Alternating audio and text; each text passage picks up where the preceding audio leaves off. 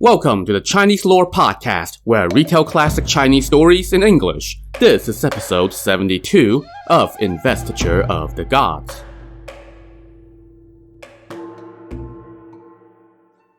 Last time, Jiang Ziya and company had moved on to the fourth of the 5 passes standing in their way as they marched against the Shang. But this latest checkpoint, Tong Pass, was proving to be a challenge. The Zhou army lost its first 3 battles there, and 2 officers, including the Marquis Su Hu, lost their lives. On the 4th day, the commander of the pass, Yu Hualong, led his army out, accompanied by his 4 sons. Jiang Ziya and his troops came out to meet them. After they lined up, Yu Hualong rode out and traded greetings with Jiang Ziya.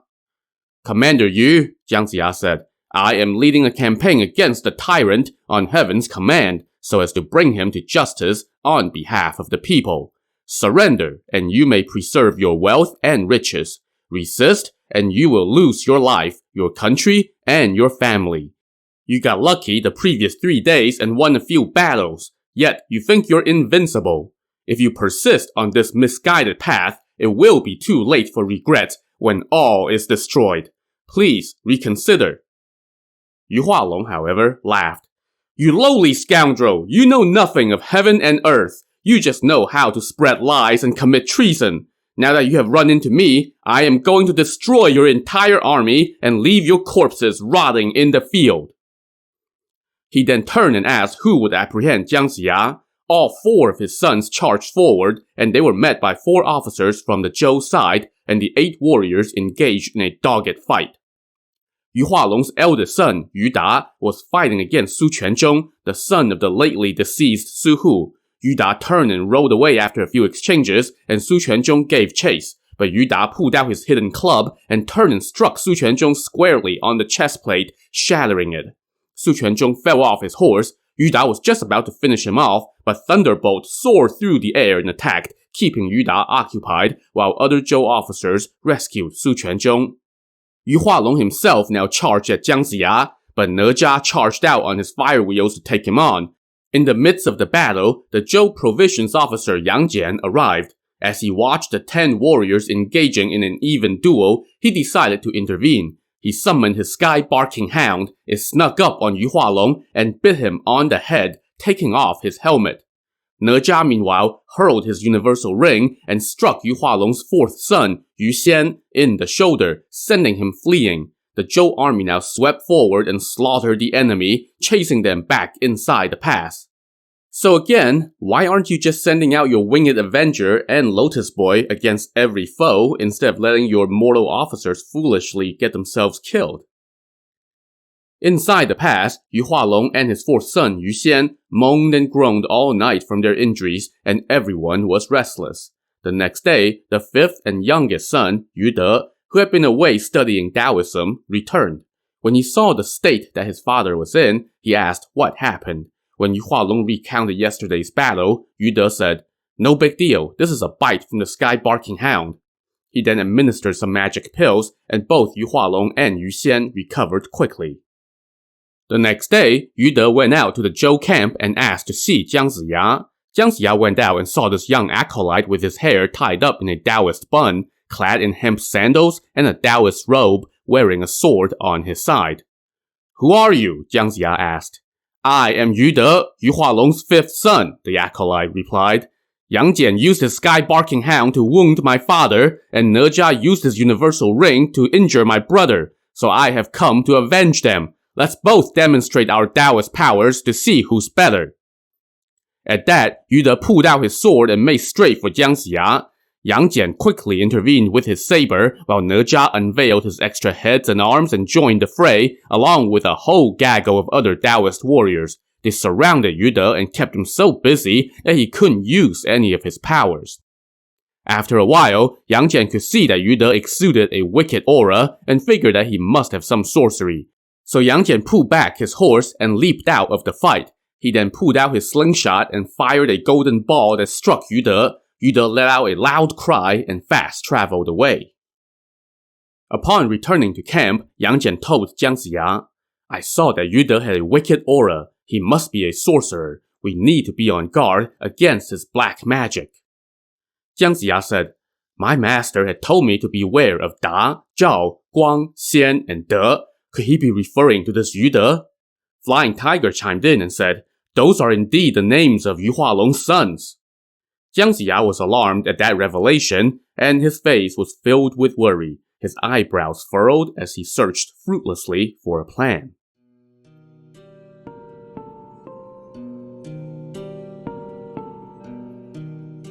Meanwhile, Yu De returned to the pass and took some magic pills that healed his injury, but he seethed.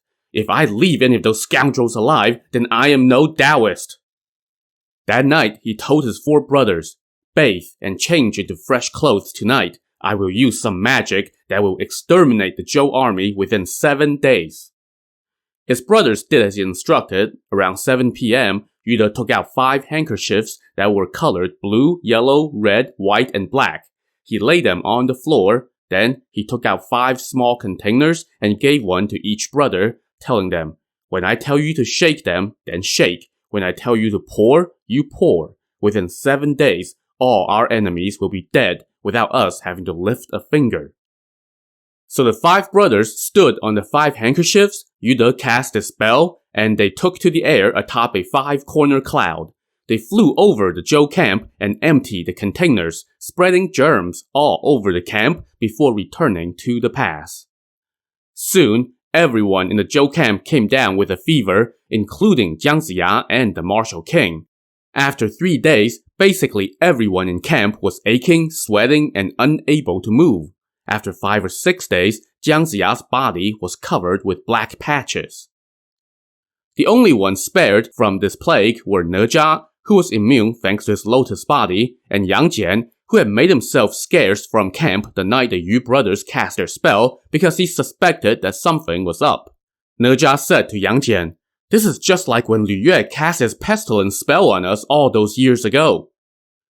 Back then, he was attacking Western Qi, so we still had a wall to hide behind, Yang Jian said. But now we only have our camp. How long can we hold out? If the enemy charges out of the pass, what will we do? Inside the pass, Yu Hualong and sons watched from the city walls and saw that the Zhou camp showed no sign of movement. The eldest son, Yu Da, said, while the enemy is down, let's charge out and wipe them out in one fight. But Yu De said, brother, no need to use soldiers. The enemy will perish on their own, and it will let others know how boundless our powers are. Without making a fuss, we will have wiped out 600,000 enemy soldiers. Everyone agreed, failing to recognize that by not attacking now, they were missing their one shot at defeating the enemy before Deus Ex Machina rears its head again. Over in the Zhou camp, Yang Jian and Ne Zha were fretting when they suddenly saw Master Yellow Dragon, a member of the Chan Sect's class of 12, approaching on a crane. They welcomed him, and Yellow Dragon sat down in the main tent and asked Yang Jian, is your master here yet? Yang Jian replied that his master, Jade Tripod, had not yet appeared. But just then, Jade Tripod showed up. After greeting the others, he went to check on Jiang Ziya and sighed upon seeing his sorry appearance. He then told Yang Jian, you'll need to go to the Fire and Cloud Cavern again. The Fire and Cloud Cavern was the abode of the 3 holies who were high-level creation gods in Taoist mythology. Back in episode 52, when all of Western Qi was suffering from the pestilence unleashed by Lu Yue, Yang Jian had gone to that cave to get the medicine they needed, and so he set off again. When he arrived, he did not dare to go in unannounced. After a while, he saw the 3 holies attendant come out, and he asked the acolyte to announce him. The acolyte went in and returned momentarily to summon Yang Jian in. He entered, kneeled, and offered up a letter from Yellow Dragon and Jade Tripod, recounting the trouble that the Zhou army was in and asking for help. The leader of the 3 holies, Fu Xi, read the letter and said to one of his comrades, Shen Nong, the martial king is ascendant and serving the land. He is destined for this ordeal. We should help. You're quite right, Shen Nong said. He then gave 3 magic pills to Yang Jian and told him, okay, just do the same as the last time you came here. 1 pill is for the martial king, another is for Jiang Ziya, and dissolve the 3rd in water and spread it around the camp to heal everybody else. What is this pestilence? Yang Jian asked. It's called smallpox, Fu Xi said. It's a communicable disease. If you delay in administering the treatment, it would be deadly. Yang Jian then asked, if this disease spreads among the mortals in the future, what medicine can they take to heal themselves? Please tell me. Come with me to the Purple Cloud Cliff, Shen-Nong told him. So the two of them went out to the cliff. Shen-Nong searched for a while and then plucked an herb and gave it to Yang Jian. Spread this herb among the mortals. It can treat smallpox, Shen-Nong said. What is the name of this herb? Yang Jian asked. This herb has yellow roots, purple leaves, and 8-petal flowers, Shen-Nong told him. It's called Sheng Ma. Yang Jian now returned to camp and recounted to Jade Tripod and Yellow Dragon what Shen-Nong had said. They immediately administered the medicine, and within moments, everybody was starting to recover. The Taoist disciples in camp were the first ones to be back on their feet, and they were all seething over this dirty trick by their opponent, or the shameless recycling of plot by the author. The next day, Jiang Ziya was irate when he saw his Taoist followers all showing scars from their illness. They now discussed how to sack the pass to get revenge, and everyone shouted, if we don't take Tong Pass, we will not fall back. Meanwhile, Yu Hualong and his sons were resting easy and spending their days drinking and waiting for their enemies to kick the bucket. Soon, it was day number 8 since they first cast their spell, and they went up to the city wall to have a look. But they were in for a shock. Whereas a few days earlier, the Zhou camp was eerily silent and devoid of activity, today, everyone in camp was looking stout and ready for a fight. It looks like the Zhou camp is recovering. What's going on? Yu Hualong asked his 5th son, Yu De. The eldest son, Yu Da, told his little brother, you didn't listen to my suggestion a few days ago, and look where that got us. How can they all just die on their own? Yu De could say nothing, he thought to himself. My master taught me this spell, and it has always worked without fail. There must be a reason. He then said to his father, with things as they are, there is no point in speculating about what happened. Someone must have healed them, but they must still be too weak to fight. We can still catch them unprepared and beat them in one battle. If we delay, that could change. So Yu Hualong led his 5 sons and their forces out of the pass and made straight for the enemy camp, with Yu De leading the way. Jiang Ziya and his Taoist followers all went out to face the oncoming foe. Seeing Yu De, Yang Jian scoffed, those scoundrels are coming to meet their end. So they now all charged out of camp and shouted, Yu Hualong, today is the day that you and your sons die. And they swarmed around Yu Hualong and his sons, encircling them. Amid the fighting, Ne Zha powered up to his 3-headed 8-armed form and flew up to the top of the pass. All the soldiers there quickly scampered off. Seeing the enemy breach the pass, Yu Hualong and his sons tried to extract themselves from the fight at the Zhou camp, but they could not. Suddenly, Thunderbolt landed a blow with his golden staff on the head of Yu Guang, the 3rd son, killing him. The eldest son, Yu Da, shouted, Scoundrel, you killed my brother! I will have it out with you! But before he could get to Thunderbolt, another Taoist warrior, Wei Hu, sent his demon-taming club sailing through the air, bludgeoning Yu Da and killing him. Meanwhile, Yang Ren, the guy with hands for eyes, took out his magic fan and waved it in the direction of the 2nd and 4th sons, Yu Zhao and Yu Xian, who were immediately reduced to ashes that scattered to the wind. Watching his 4 elder brothers meet their end, Yu De was incensed and charged toward Jiang Ziya. Jiang Ziya was not in any condition to fight yet, so he just unleashed his god-beating staff, which struck Yu De, knocking him to the ground, whereupon Ne Zha's father, Li Jing, stabbed him to death. Watching his 5 sons get killed and seeing his pass fall to the enemy, Yu Hualong shouted, My king, I could not help protect your empire, so I will die to repay you.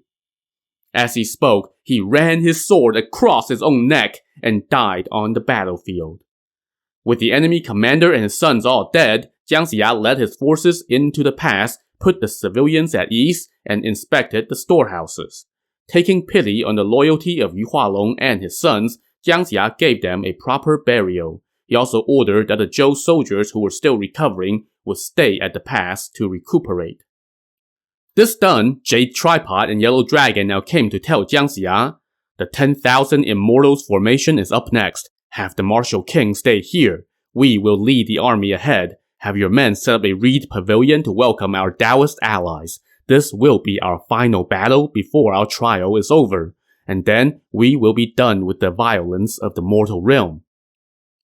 Sensing more plot recycling up ahead, Jiang Ziya sent Yang Jian and Li Jing to go build a pavilion. A few days later, Li Jing reported back that construction was complete. Yellow Dragon now said, "Only the Taoists may proceed. Everyone else should pitch camp 15 miles away and wait until we have broken the formation before they advance." So Jiang Ziya and the Taoists went to the pavilion and waited.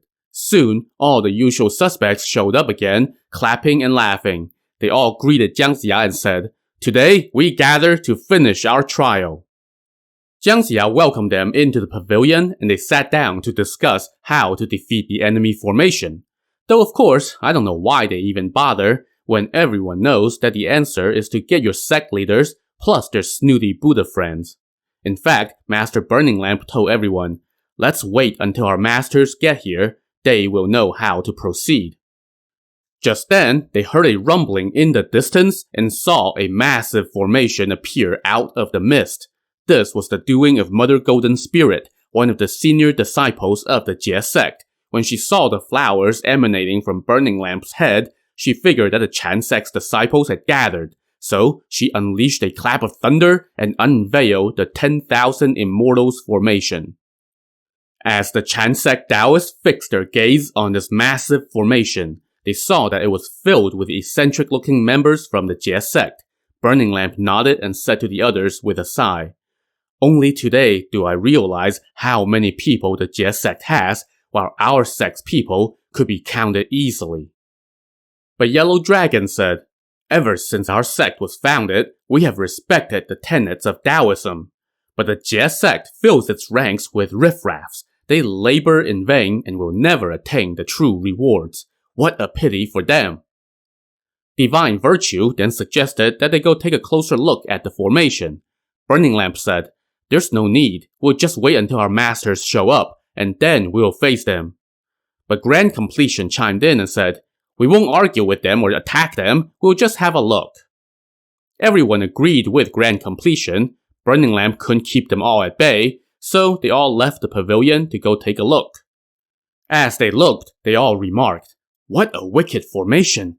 All the people inside look strange and vicious. They show no hint of being men who are cultivating their Tao. Instead, they look like men who are bent on violence." Burning Lamp now snarked to everyone, "Do you think they look like god or immortal material?" After having a good look and talking smack about the enemy amongst themselves, the Chan sect entourage was just about to head back to the pavilion when they heard a chime of a bell from inside the formation. A Jie sect Taoist named Ma Sui came out and shouted, "Hey, you disciples of the Chan sect! Since you have come to steal a look at our formation, do you dare to take me on?" Burning Lamp now nagged his comrades. "See, because y'all insisted on having a look, now we have to deal with this trouble." Yellow Dragon stepped forth and said to Ma Sui, "Don't be too full of yourself. We won't fight you yet. Wait until our sect leader shows up, and then we'll come break your formation. No need to act up." But Ma Sui pulled out his sword and attacked. Yellow Dragon countered, but after just one exchange, Ma Sui unleashed a golden ring that clamped itself around Yellow Dragon's head. Yellow Dragon immediately felt an unbearable pain on his head, and his comrades saved him and fell back to the pavilion. Once there, they tried in vain to remove the ring from his head, while he was in such agony that fire shot out of his eyes. Meanwhile, the Chan sect leader, Heavenly Primogenitor, had sent his senior disciple, Immortal of the South Pole, on ahead with his jade scepter. South Pole was approaching on his crane when Ma Sui flew up into the air and blocked his way. "Ma Sui, don't you act up," South Pole said with a smile. "My master is on his way." Ma Sui was just about to trade a few verbal barbs when he heard divine music in the distance and smelled an exotic fragrance. These signs told him that Heavenly Primogenitor was near, and he figured that he better not hang around, so he got out of the way and returned to the formation. South Pole now headed to the pavilion and greeted his fellow disciples. When Heavenly Primogenitor showed up, he said, Yellow Dragon is in danger. Come over here. Yellow Dragon staggered forward, and Heavenly Primogenitor pointed at him. The golden ring around his head immediately loosened and fell off, much to Yellow Dragon's relief. Today, y'all will fulfill your destiny, Heavenly Primogenitor told his disciples. Then, you must return to your caves, focus on cultivation of your Tao, sever your ties to the mortal realm, and never touch mortal concerns again. Just then, they heard more music in the air, signaling the arrival of Lao Zi, Heavenly Primogenitor's senior Taoist brother. He descended on his water buffalo and entered the pavilion. After trading greetings, Lao Zi said, "For the sake of the mere 800 destined years of the house of Zhou, I have had to venture into the mortal realm 3 or 4 times. Fate is difficult to avoid, even for Buddhas and immortals." Heavenly Primogenitor said, "When chaos sweeps across the world, not even immortals are immune, much less our disciples who have not yet severed their mortal ties. We're just fulfilling our destiny." After that, they all sat down and meditated quietly. Around 9 p.m., the 2 sect leaders' heads released colorful clouds that flew into the sky. Watching from inside the formation, Mother Golden Spirit knew that the Chan sect leaders had arrived, and she thought to herself, "My master must not be far behind." And sure enough, the next morning, Grand Master of Heaven, accompanied by his many disciples, left the Green Touring Palace and arrived at the 10,000 Immortals formation. He was greeted by Mother Golden Spirit and others and sat down atop the 8 trigram terrace. "The 2 leaders of the Chan sect are already here," Mother Golden Spirit informed him. "Alas, there can be no reconciliation with them now," Grand Master of Heaven said. "Since we have laid out this 10,000 Immortals formation, we must have a showdown with them. Today, we're all gathered here to finish our trial." He then told one of his disciples, Fairy Light with Long Ears, to deliver a letter to the Chan sect's pavilion. Long Ears went over and announced his reason for coming. Lao Zi summoned him in. Long Ears entered and saw the 12 generations of the Chan sect all standing there. He kneeled and presented the letter. Lao Zi read it and said, "I understand. Tomorrow we will come break the formation." Long Ear then bore that reply back to his master. The next day, Lao Zi and Heavenly Primogenitor led their disciples out to have a look at the formation. After sizing up the enemy, Lao Zi said to Heavenly Primogenitor, "Look at the kind of people the Jie sect takes in. In my view, they have no standards at all. They accept everyone and everything into their sect. These aren't immortal material. This time, we'll separate jade from stone, the shallows from the depths. It's just a pity that those who will be killed will see all their efforts go to waste." Just then, Grand Master of Heaven rode out from the formation on his rhino. He was dressed in a red robe with white crane patterns, wielding a sword and exuding an air of malice about him. After they traded greetings, Lao Zi said to Grand Master of Heaven, "Brother, you are so shameless and refuse to change your ways. How can you be the leader of a sect? We had already fought it out at the Immortal Slaughter formation. You should just retreat into obscurity and mend your ways. That would be the actions of a sect leader. But instead, you cling to your evil ways and brought all these people here to build this evil formation. You won't stop until all have been destroyed. Why?" Grand Master of Heaven fumed. "You of the Chan sect think you're so special. You allow your disciples to kill my people, and yet you dare to wag your tongue here and spread such lies. In what ways am I not your equal? How dare you bully me? Why don't you go invite the Buddha Jandy here again so he can hit me with his scepter again? Don't you realize that when he hits me, he is hitting you as well?" Heavenly Primogenitor laughed and retorted, "No need to fight with words. Just set your formation and show off some of your skills so we can settle who is better." "The only way this can end is if one of us is no longer leader of our sect," Grand Master of Heaven said as he turned and entered his formation. Momentarily, his formation began to move and transformed into a different arrangement featuring 3 connected camps standing in one cluster. Do you two recognize this formation? Grandmaster of Heaven asked Lao Tzu and Heavenly Primogenitor as he walked back out. Lao Tzu laughed out loud and said, "This is something I created, so how could I not know what it is? It uses the four bearings of the two polarities in a diagram of the cosmos. What's the big deal?" "Can you break it?" his foe asked. Lao Tzu asked which of the Chan sect disciples would go take on this task, and Pure Essence shouted that he was volunteering. So he leaped to the front lines. From inside the formation, a Jie sect Taoist leaped out. This man had a dark face and a long beard. He wore a black robe with a belt. His name was Fairy Black Cloud. "Pure Essence, do you dare to try your hand at my formation?" Black Cloud shouted. "Black Cloud, don't boast," Pure Essence shot back. "This will be the spot where you die." They now pulled out their swords and traded blows. After a few exchanges, Black Cloud pulled out his universe-muddling hammer and launched it at Pure Essence. The hammer found its mark and knocked Pure Essence to the ground, and Black Cloud closed in for the killing blow. To see if Pure Essence will live or die, tune in to the next episode of the Chinese Lore Podcast. Thanks for listening.